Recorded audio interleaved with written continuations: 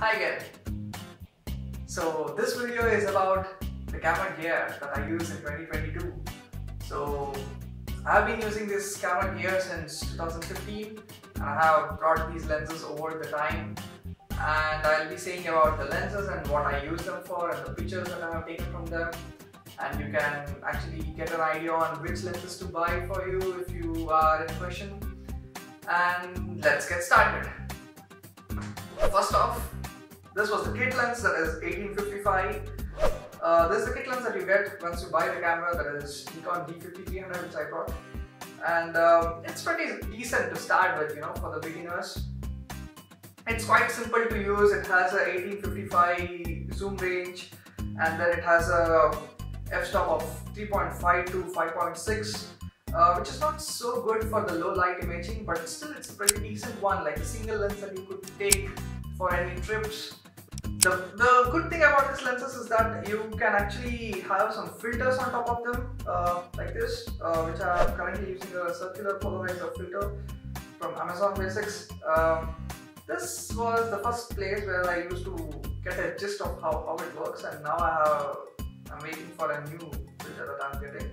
So my lenses are in the range of the diameter of the lens is 52mm, 55mm and 58mm.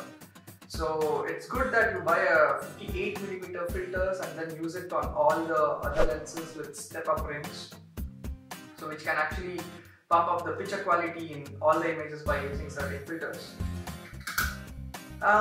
In this lens, what you could shoot is the wide angle, the landscapes, and next you can also use this for zoom in portraits sometimes. It's not so sharp, but it does make a job. And then I went to the prime lens. This is my favorite lens. This is the 50mm Nikon prime lens. They call it as Nifty 50. And it has a amazing bokeh effect and also a wide aperture. As you can see, this is at around 1/32, I think so. And then when you open it wide, oh my god, it has an impressive image sharpness at 5.6 f-stop, and it can be used almost for everything that I do with this camera. I take videos out of it, I take images out of it. The reason why I'm not using this to this video is because I have a lot of lenses and I wanted to try that. A 35mm lens which is on the camera right now, which is a prime lens, same as this, 1.8 G, but that's 35mm and this is 50mm. So this gives a equivalent of 80 to 85mm in full frame cameras, because I own an APS-C camera. And then third one is the new lens that I got a year ago, and it is the 40mm micro lens. So they literally put micro on top of this, but you generally say it as macro lens because you see the micro word in macro.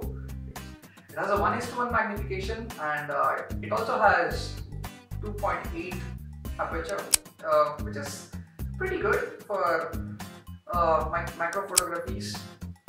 And it has focusing zoom, because when you are trying to get some really close shots, you need such kind of zoom, because you just do focusing to make sure you're at the right place to get the proper depth of field in the image.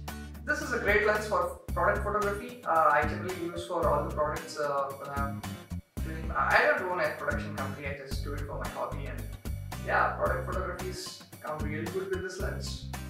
I can recommend this. And then going to the zoom lens, 7300 zoom lens. This is the top-notch lens of Nikon for APS-C sensors. You must have this lens. The reason being, when you think of wildlife photography or something in a landscape photography to have a compression, 7300 is the go-to lens. The image quality out of the box is impeccable. The sharpness, the details, and even at low light of 4.5, it does give impressive images. You don't have ghosting in the images when you zoom it full, but at 70 you can have decent portraits, and at 300 you will get some circular bokeh effect in the background, which I like. I can really recommend this lens to you. You can see these images where all these compression from the foreground, background is so good. You can really have this lens for your long focal length. And that's the 35mm lens that I'm currently using it on the camera. Well, that's also impressive. I bought these two 40mm and 35mm on eBay. Yeah, it was really a bang for the buck, as they say. So that's all on this video. Thank you very much for giving your time to understand these things, and it also acts as a log for me to maybe use it in the future, to know what gear I used in 2022. Maybe I'm about to buy a new camera. It's time. Let's see. See ya.